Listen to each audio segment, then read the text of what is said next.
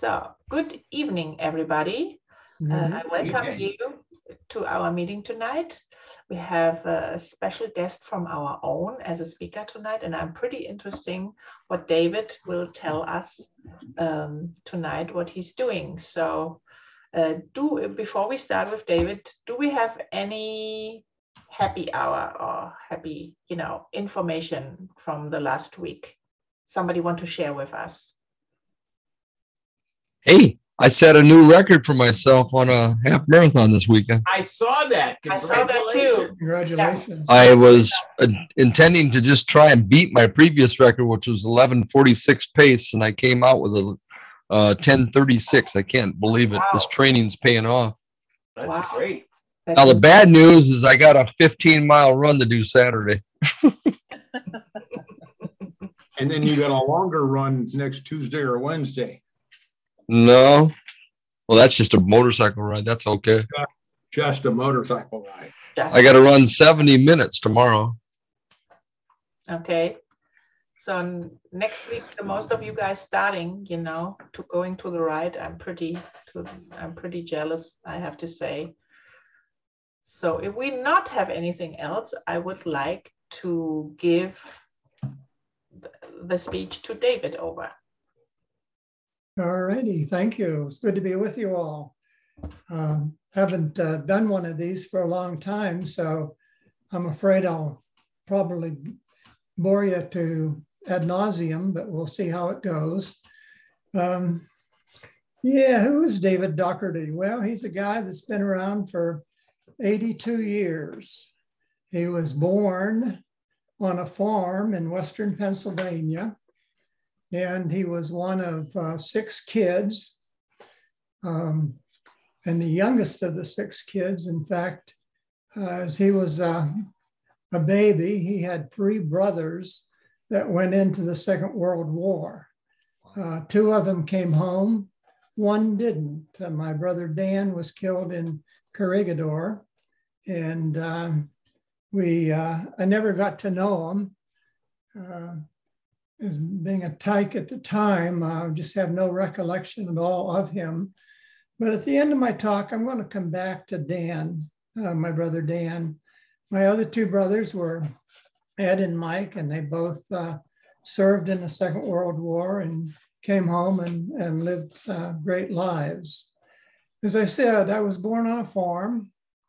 I didn't go to school until I was 7 years old because I was, I guess, a baby at the time.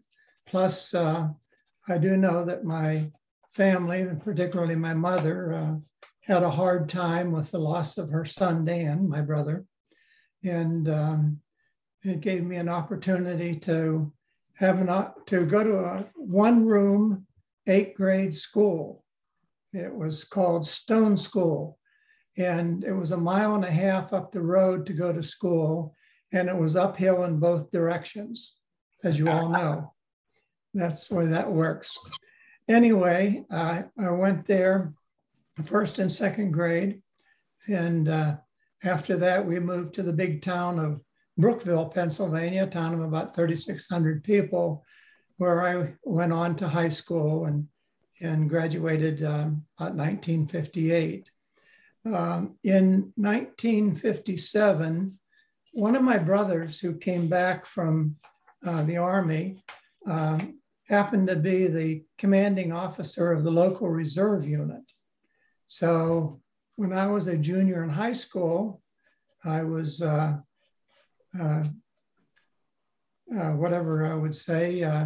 made to join the reserves. So for a year, I went to reserve meetings, after which, when I graduated, I went off to Fort Knox, Kentucky for basic training. And after that to Fort Dix, New Jersey for advanced infantry training. And then I came home. One of the interesting things that happened is I was going to, taking the trip to Fort Dix with one of my best buddies, who also joined at the same time with me. We went to basic training together. We went from my little town in Western Pennsylvania to Pittsburgh, the big city. where we would get on a flight out of Pittsburgh to Louisville, which is just outside of Fort Knox, as I'm sure you know. The thing that I remember most about that trip was getting off the bus in Pittsburgh at the bus station, and I had to go. Oh man, did I have to go? And I started to head for a bathroom, and my buddy Dick caught me by the shoulder and says, "You can't go there." Huh? Why? It says men. He says, "Well, read the rest of the sign." And it said, "For colored only." That was my first real experience with that whole issue. So as I said, that was kind of a sobering and daunting thing that happened at that time. So on to Fort Dix, where I climbed up Misery Hill for a couple months, after which I went to Fort Dix, New Jersey. And on the plane ride from Louisville to wherever we landed in New Jersey, it was this 2-engine plane, one of which engines stopped running about halfway out. That gave me a thrill, but it came back on and we landed. So that's that. After I was discharged from advanced infantry training, the 6 months, I came back to town, and man, I was ready to have fun. I didn't want to do anything, but my oldest sister, who I didn't mention, but was one of those 6 kids in my family, she took me by the shoulder and said, "No, David, you're going to go to our neighboring town to Clarion State Teachers College, and you're going to go to school." Okay. She was kind of my second mother in so many ways. So I ended up going to Clarion State Teachers College, and for a couple of years, I didn't really know why I was there. But about halfway through that program, they developed what was called a speech therapy program or a speech pathology program. So I got in that, and I finally got interested in school. And I graduated from that program, and I finally had some good grades and everything else that went with it. So what to do? Oh, I need to go back also and say that after I came home from the Army, I got married. And by the time I graduated from college, I had 3 children. And after the first year of working post-graduation, I had the 4th. So here I am, young guy, just starting out on a career. Well, I was hired in a county school system in a neighboring county in Pennsylvania as a speech correctionist, as I was called at the time. So for 6 years, I went around the hills of Clearfield County, which is pretty rural and pretty impoverished in so many ways. It's in the heart of the bituminous coal region. So the biggest thing in that area were the strip mines that were used. But anyway, during that time, I got involved in the community, and I joined the JCs, the Clearfield JCs. And after a couple of years, I became president of the Clearfield JCs. And that's kind of where I started my interest in community activities and beginning to think about a larger world other than family, teaching, or doing speech therapy in the schools, and got really involved in all of that. The JC chapter we had in this somewhat rural community was very large. We had 160 members at the time. So in the state of Pennsylvania, with the JC organization, it kind of gave us an opportunity for some notoriety. Well, at any rate, I got a little bit tired of that, and I saw some other opportunities in Harrisburg, Pennsylvania, where I joined what was then the Pennsylvania Easter Seal Society. Well, the Easter Seal Society, as you hopefully know is an organization that works with crippled children and adults, handicapped children and adults. So for 6 years, I had an opportunity to travel the entire state of Pennsylvania, visiting local affiliate organizations as a program consultant, as I was called at the time. So I did that for 6 years. I joined what was called the Cosmopolitan Club. I'm not even sure that's in existence anymore, but the Cosmo Club was headquartered out of Overland Park, Kansas, and we had the opportunity to host the Cosmopolitan International Convention. Well, international meant, I think at the time, United States, Canada, and maybe Mexico, I'm not sure. It wasn't that large, but gave me another taste of organizing and doing things along that way. So for 6 years, I did what I just mentioned. At the end of that time, though, my marriage broke up, and I ended up getting divorced. We split, and I took an opportunity from Harrisburg to move to the Detroit, Michigan area, where I took a job in a local Easter Seal Society, which mostly was a recreational area. So for 3 years, I had met my present wife, Jennifer, and we were there for 3 years. I would not say I was very happy in Michigan, in the Detroit area, but we took an opportunity to find a job in in Hartford, Connecticut. So I went from Detroit to Hartford, Connecticut, where I spent about 20 years as a president, CEO of the Greater Hartford Easter Seal Rehabilitation Center. And during that time, I had many opportunities to do things beyond the field of rehabilitation and community service. For purposes here, I became president of the Hartford, Connecticut Rotary Club, a group that had 180 members at the time. So I was pretty cool in what was then the insurance city. Got to know a lot of people and did a lot of things. During that time, I also had the opportunity to do some other professional kinds of activities, two of which kind of astound me to this day that I was able to do. One was I became chairman of the board of the American Rehabilitation Association. And that's a group of rehab facilities from, at the time, all over the country. And it was primarily for medical rehabilitation, meaning PTOT, speech, social services, psychological services, etc. Well, the organization I was president of also had a large vocational program. And there's a federal program that allows an organization like that and many others around the country to take on federal contracts, both manufacturing and service.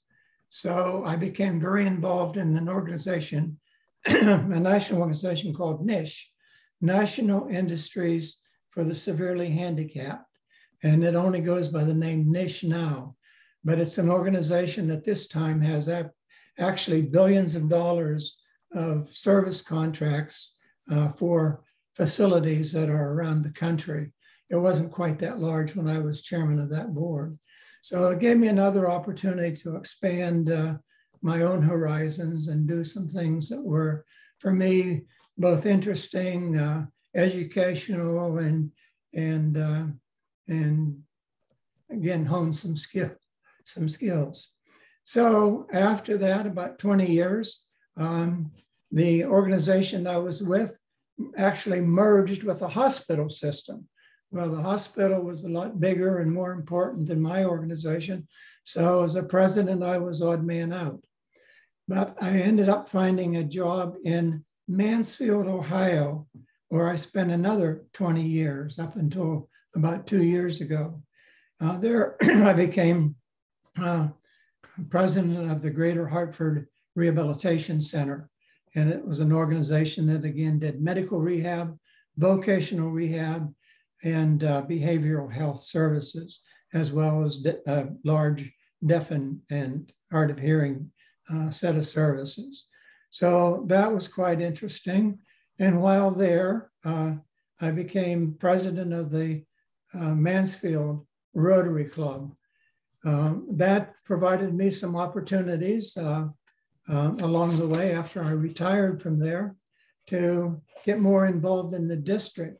So after a short while of being assistant governor, I became district governor and had an opportunity to travel Northwest Ohio for the year that I was governor. As I often said, I wasn't quite familiar with that part of the state, and I went to places I didn't even know were places, but we enjoyed that a lot. Jennifer was with me on about 60% of those visits. Jennifer, by the way, is a nurse. She has been a neonatal intensive care nurse all of her professional career, both in the Hartford, Connecticut area and in Mansfield. We're both now retired, and about 2 years ago, we moved to Evansville, Indiana. I'll get back to that in a moment. Couple of the neat things that happened when I was in Rotary in Ohio was that as district governor, I was part of All Ohio Pets. All Ohio Pets is comprised of 5 districts comprising about 500 Rotary clubs in the state of Ohio. And I had the opportunity to chair All Ohio Pets for the 1 year that I was eligible to do that. So again, Rotary has been a large part of my life and activity. Why did we move to Evansville? Well, as I have kind of indicated, we moved around the country a good bit. Not so much Western. I think Michigan and now Indiana are as far as west as we've gotten to live. But here we are.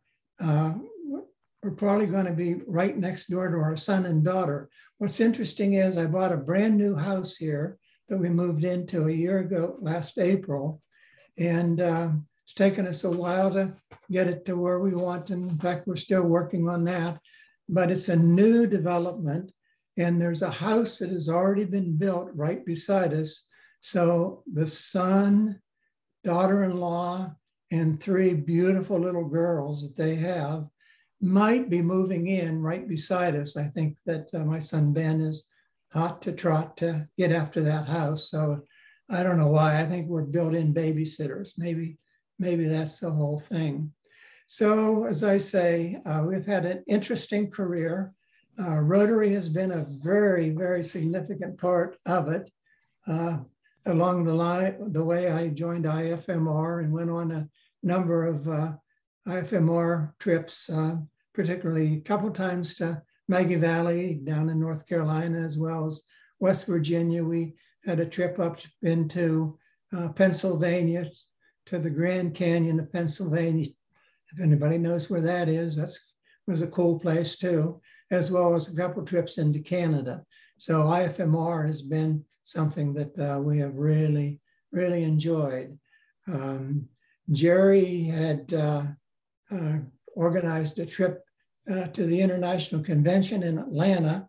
So Jen and I rode our motorcycles to Atlanta and went to the convention, after which some of us went off into the Maggie Valley and environs area on that trip. So I give Jerry credit for getting that going and being a part of it.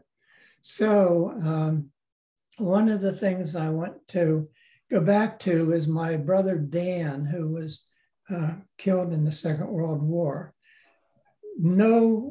Nothing from Dan ever came home. It devastated my parents. I know they suffered through with that for many, many years.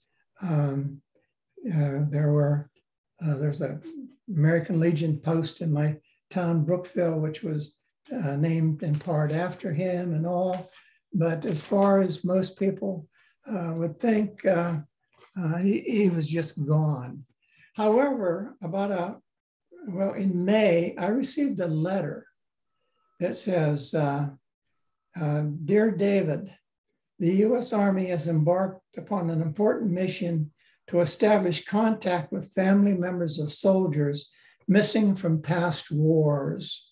The goal is to locate and maintain contact with families and ensure we have current information for the primary next of kin or DNA family reference samples. So I got this letter, and I got a number of attachments, which not only mentioned the information on my mother and father, but also on my brother Dan, as well as myself. And it has some of that kind of information. I have, at this particular point, supplied a DNA sample, which has been sent off, and I'm waiting yet to hear. I think it would be absolutely phenomenal if after about 80 years, something of my brother Dan would be found, and it would kind of, well, I'm the only remaining sibling. My other brothers and sisters are gone, so I'm the only one left.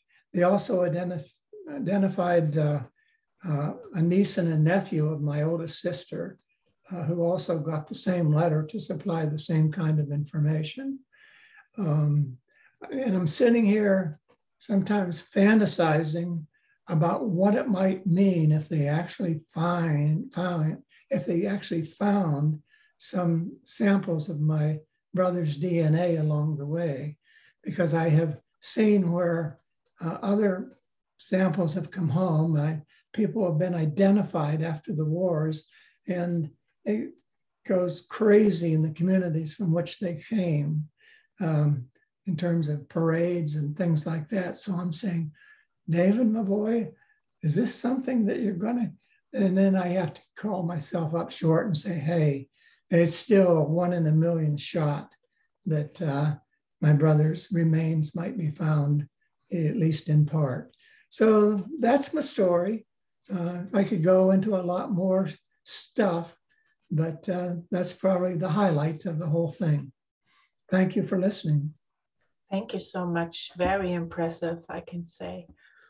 Very good. Thank you. Yeah, thanks for sharing, David.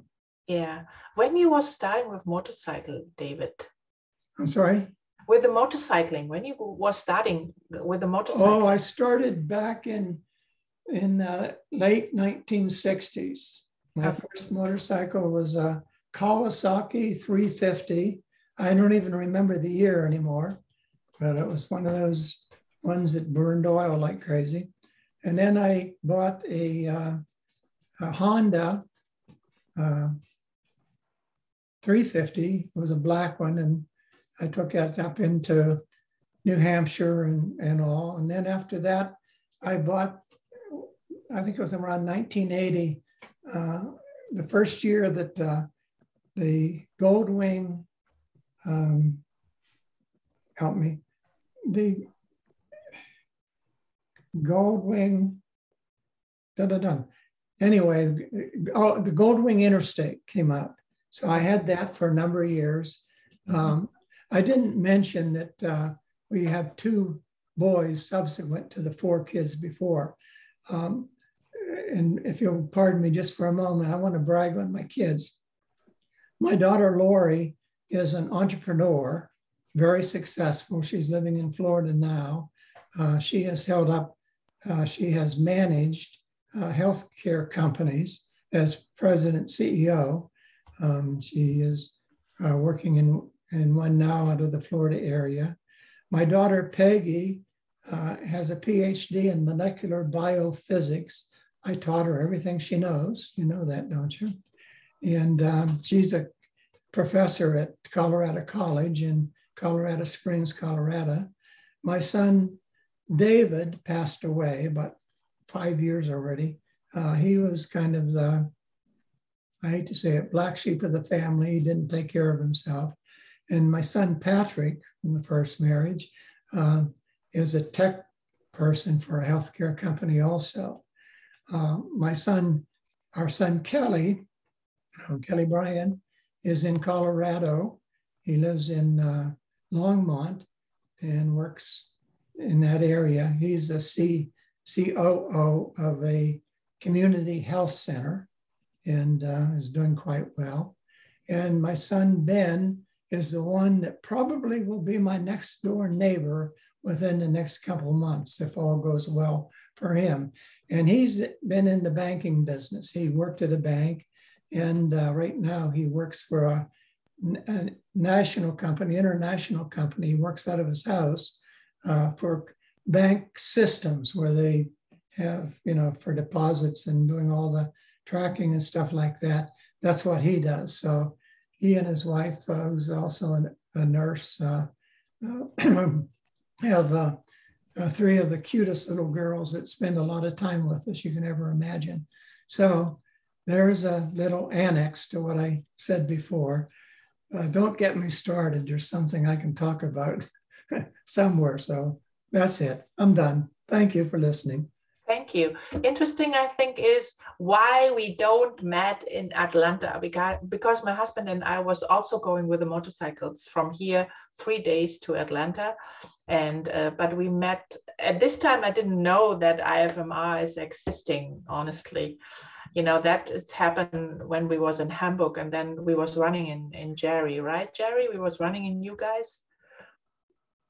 We was in Hamburg? I wasn't in Hamburg. Somebody was in Hamburg. I don't remember. John was in Hamburg. Oh, John. Somebody. My husband is running in somebody, and then I find actually in this moment, I realized the IFMR, but sad because it was such a great trip to Atlanta that we didn't know each other at this time. Sounds cool. Thank you, David, again. It was very impressive. Thank you for listening. David, one of the things that impressed me, you talk about your brother Dan, and that you've got a 1 in a million shot that maybe that they could find some of his remains. But 10 years ago, that's one more chance than you would have had. Oh, yeah. Yeah. I'm looking forward to them doing something. I kind of have it in my bones that it's supposed to be. And during all my adult life, which is pretty long right now, it would be phenomenal. Thought about that,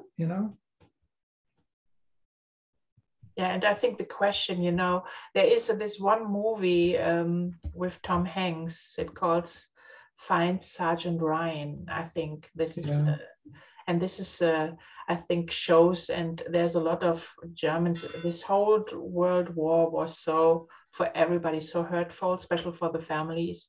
But when you have a lot of boys, and I think that movie showed exactly the problem, when there is 5 boys going in the war and nobody comes back, that's pretty horrible for every family. And maybe it will mean something for you when this is really happening. And then you can also, because you remember the situation from your parents. And when they maybe find you or they find some from him, maybe then for you, you can say also, okay, this chapter we can end now because I know where he is. And then you have a place you can go through, what you not had before. So I really wish you good luck for that. Yeah, thank you. You're welcome. So, do you guys have something to share for me? If you haven't heard, we made our goal of raising $50 million for Polio Plus so that we can get the full match from the Bill and Melinda Gates Foundation. It was a squeaker because donations were down this year because of COVID. So we're going to start, we've started over again. We have a contract with the Bill and Melinda Gates Foundation through the end of 2023. So the divorce will not have an immediate impact on us, but we still need to keep supporting it. A friend of mine posted, and actually I can share it back to you guys if I can find it, but the Rotary's got a statement out about the situation in Afghanistan right now too. Oh, yeah. I got to think the whole situation with Afghanistan and Pakistan is going to just slow it all down. Well, it's like Mike McGovern said, the Taliban doesn't want their children to get polio any more than we do. We just don't know what's going to happen, like you say, Larry. Yeah, it's a nightmare, honestly, what has happened the last 2 days on this side, you know, and especially in Afghanistan. And there is a lot of people, when I saw first the pictures with these big airplanes from the United States, you know, and they try to get on the plane, it doesn't matter how, you know, I was like, okay, did they kidnap now the train? That was the first what I thought when I saw the pictures, you know.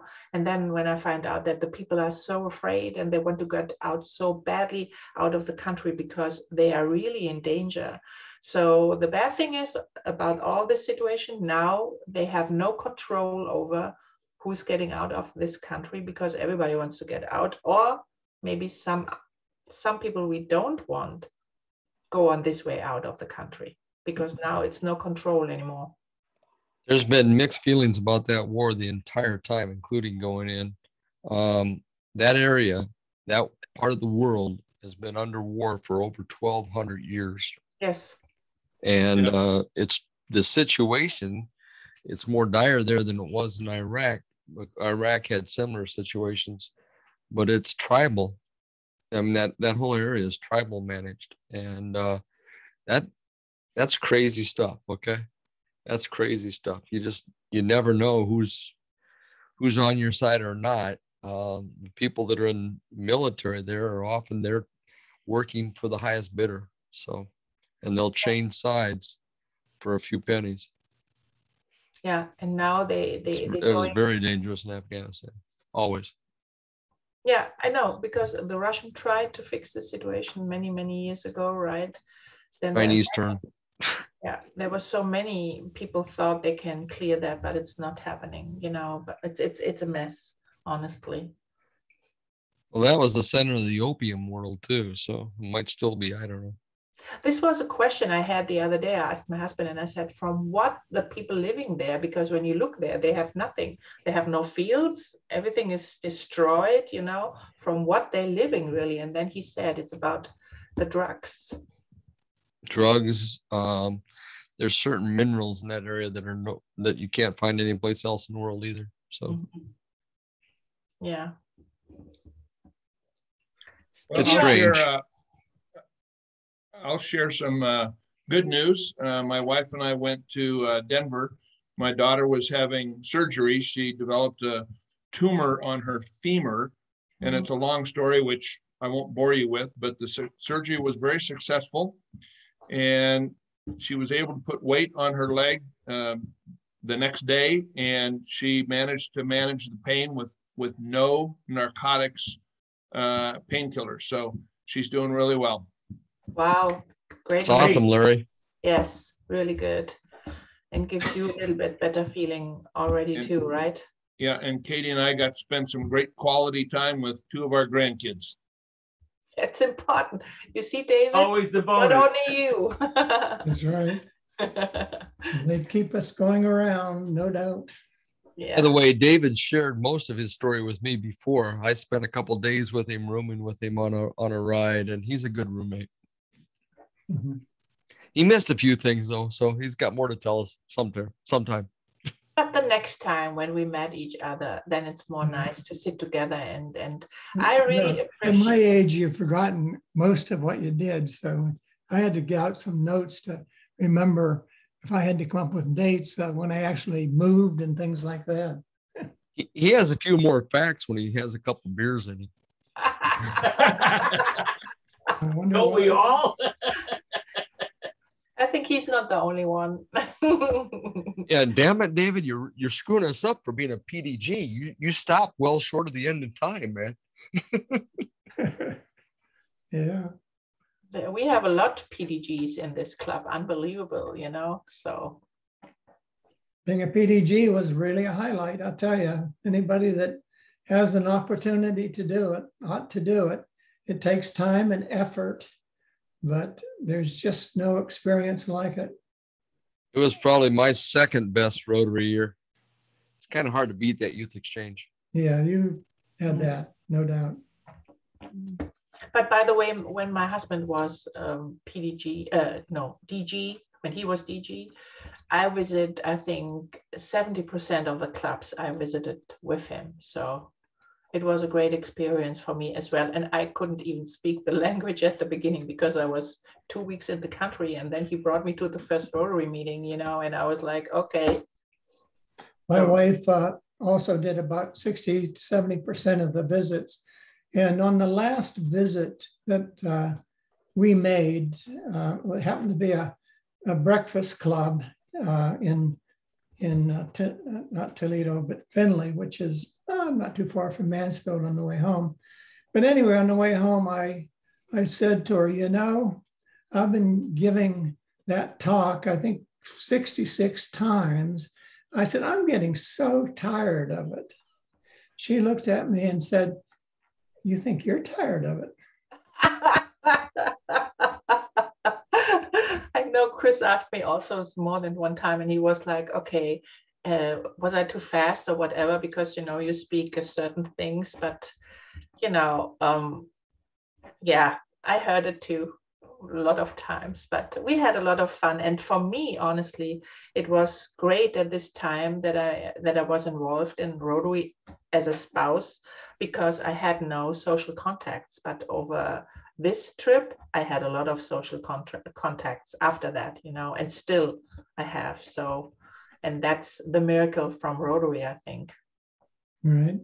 Mm-hmm. Now, I'll share with you as a PDG, the best part of the whole district governor training was out there at the international training was the Haagen-Dazs. The Haagen-Dazs ice cream at every meal, man, it was awesome. I'm not kidding you. Haagen-Dazs comes in 5-gallon tubs. It's amazing. Yes, you're right. Do you guys are interested in a little bit stuff, motorcycle stuff? I found a video on YouTube, and this guy I really love because he tells us things even if we think we know a lot over stuff. He tests it, he tries, he checks things out from motorcycle, and I really like to watch him. He make it on a funny way. So if you are interested, I can show you a little video.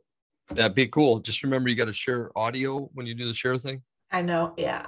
I think that'd be cool. Everybody else? Sure. Yeah.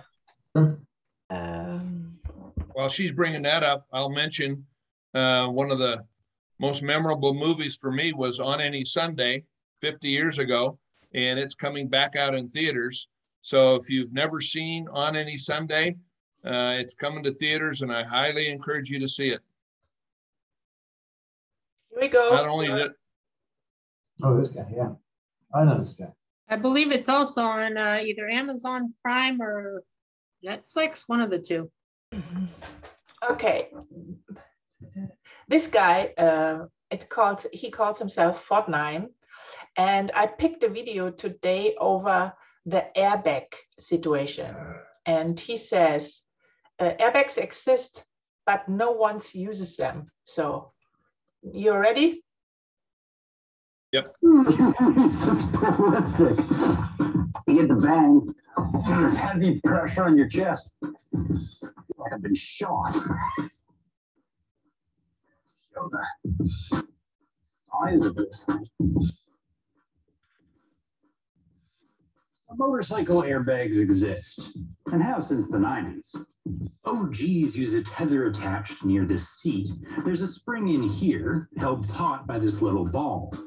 When I fly off the bike, the spring fires a plunger, which penetrates a CO2 cartridge. That inflates the vest, which immobilizes my helmet by puffing up around the shoulders and elsewhere for obvious reasons. Now I know what you're thinking. Will I go from 0 to Dana White in one forgetful step?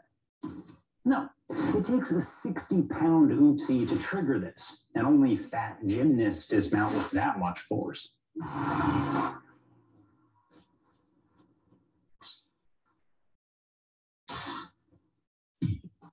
Wow, Not for MotoGP. Turns out there are rules against tethering racers to their bikes.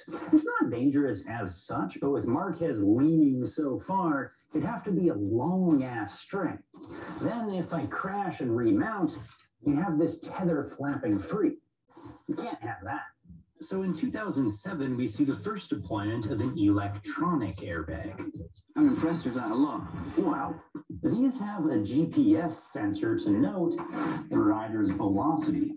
Combine that with data from an accelerometer to note sudden changes in the velocity, and combine that with gyroscopic data on changes in orientation. After that, you just need a little onboard computer to look at those three metrics and ask, are we crashing? No? Cool. It's not actually a very complicated conversation. The little brain in this vest can have it 1,000 times per second. Teething pains were mostly comical. Quartararo once sent his airbag off by fist thumping. Zach Kortz put his body on the line for Alpine stars, only to have the bag embarrassingly inflate after impact. But those are exceptions to the rule. Every unit keeps its data 30 seconds before and after a crash, so every crash is memorized by the units that follow. At this point, 14 years and thousands of crashes down the road, electronic airbags are as reliable as the tether.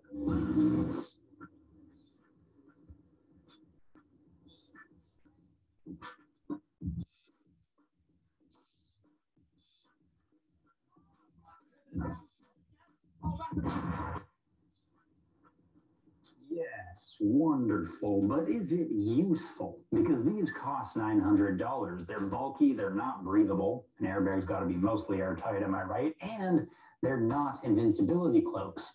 Get schmucked at 200 and even the Michelin man is gonna croak. Fair points, but the gear you already own is the counterpoint. Here's my European Union CE Level 1 back pad. If I hit it with the force of Ursula's anvil, it transmits less than 18 kilonewtons. Mostly thanks to dispersion, the pad spreads force across its area. But airbags don't just distribute force, they have the crush depth to absorb it. 0.36 kilonewtons, absorption is 50 times more effective than dispersion. That old fallacy of engines proves true with armor. There's no replacement for displacement. Which is why I let Anish hit me with a golf club. Something I'd never do with a lesser backpack, nor a lesser friend. So airbags may be bulky, stuffy, and expensive, but less so than 50 of these. Then consider the neck brace, which has been shown to decrease cervical spine injuries by 89%, as a boyish Ryan F9 will explain. Limited movement, limited movement, limited movement, limited movement, limited movement. Wow, much vocabulary. Neck brace, good. Airbag, better. It immobilizes your helmet to a similar spine-saving extent, but only when crashing.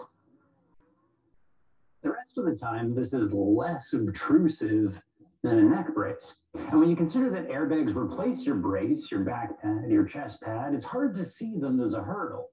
Yet, we do.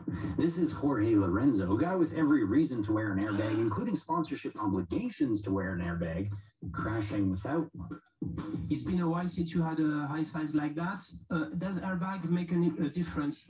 Yeah, it was okay. It was okay. It was working well.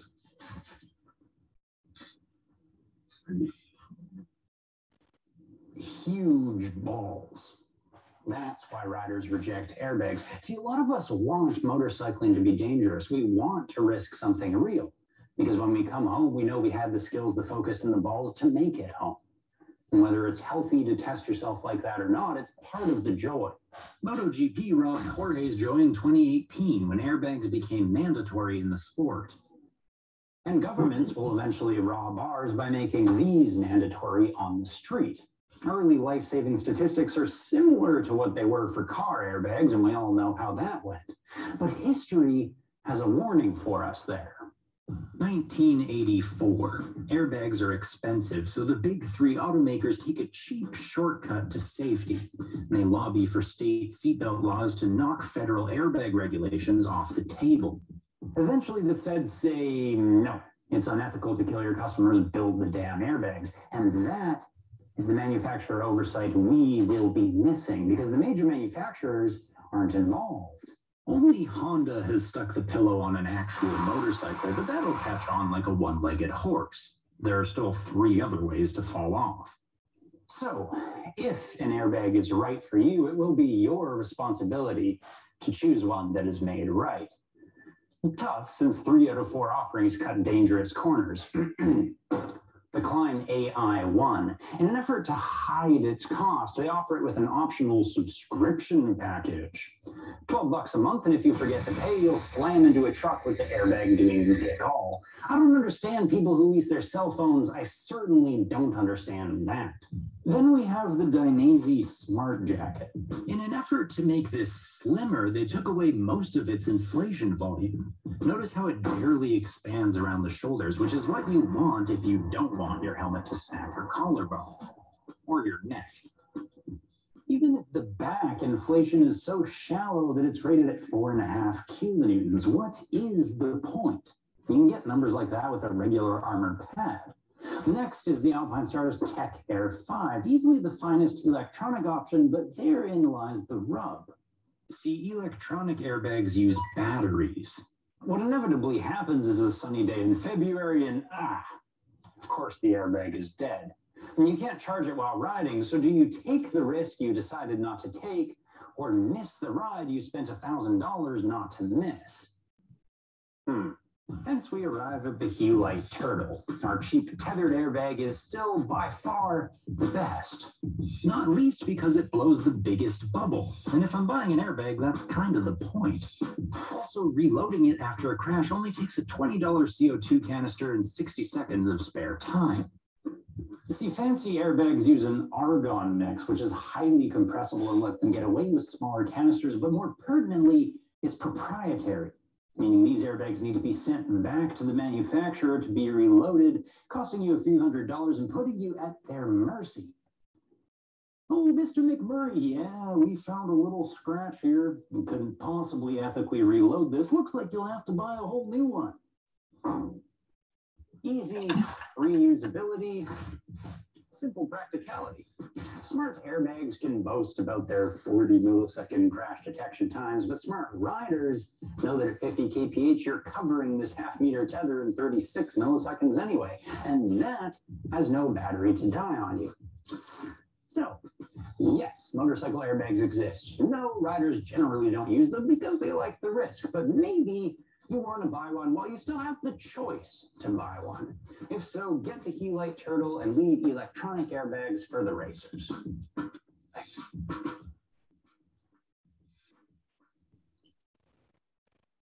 Thanks. Thank you for showing it. I kind of wondered which of those are best out of all the stuff on the market.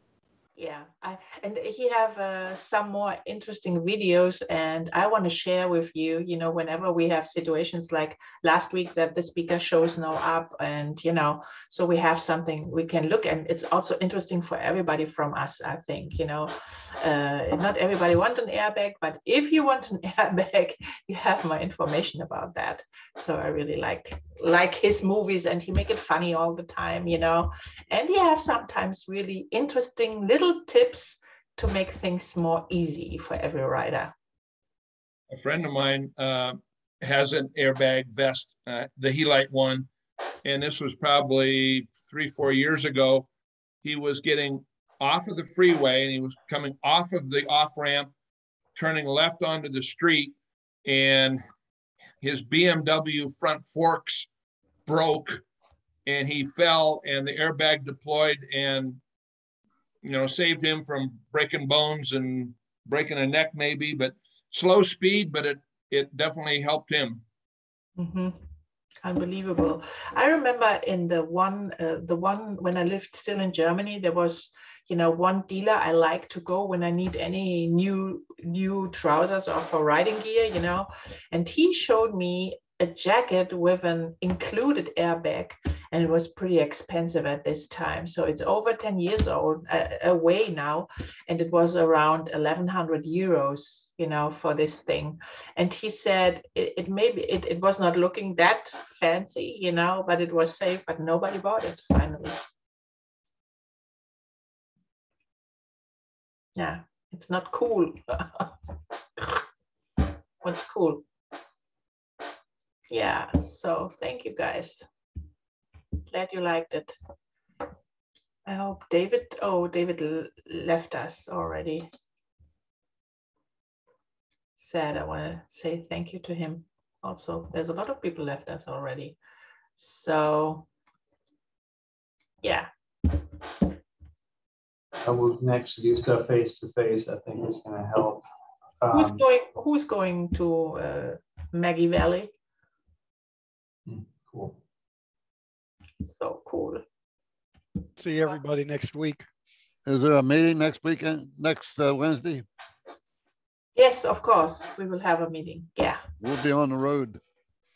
Yeah, I know. But there's some they are not on the road, and for them we make the meeting. You know, and Deb and I, we were thought about that to going to Maggie Valley, but it's a 2 days trip for us, or need to come up there, not even with the bike. So that makes it so more complicated. It's a little bit far away. Do you going, Scott? Oh, well, Larry and I are setting up something for October 9th out here with IFMR. Put it off 2 weeks. Put it off 2 weeks. Yeah, the East Coast thing, I can't swing that again yet either, but end of the month, I'm going to be actually, Labor Day weekend, I'm going to go riding with some friends in Germany, like I mentioned last time. So that. Yeah, you told that. Yeah, I got that one kind of locked in now. Say hi from me. Yeah, I will. Ute, Rory, Judy, and I are leaving on Tuesday afternoon to go to Maggie Valley. So we won't get there till Thursday sometime. We're just going to take our time getting there, though. We're going to spend 2 nights on the way. Maybe we can make a conference when you not have anything to do Wednesday evening. Maybe we can make a Zoom connection to you guys. That would be great. And don't forget to make the pictures for us. That will be really I don't great. do pictures. I don't do Facebook. I don't do. No, you don't do Facebook. No. Hey, Jerry, did you say you're going to be with Rory? Yeah, Rory and Judy and I. Okay. I was just with him yesterday, actually. Bug him about changing the signature cards on the checkbook. He has not gotten back from the bank. He's asked, and they haven't got back to him yet. So he's got. Okay, I hadn't heard anything from him, so I didn't know what was going on. Yeah. I need to take off for another meeting here, but good to see and talk to y'all again. Great to hear the story, and thanks, Uta, for sharing the video too. Thank you. Who's leading us in the 4-way test? I forget it last week. So maybe Larry. Maybe Larry. Yeah, I can do it. That would be great. Yep. The 4-way test of the things we think, say, or do. Is it the truth? Is it fair to all concerned? Will it build goodwill and better friendships? Will it be beneficial to all concerned? And will we have fun? Yes. Yes. And exactly. Will it be Thank fun? you guys. Thank you guys for the meeting. It was fun to see you all. Right. See you all next week. And a bunch of you will see in person. Yep. Exactly. That's awesome. Yes. Bye. Bye-bye. Bye-bye.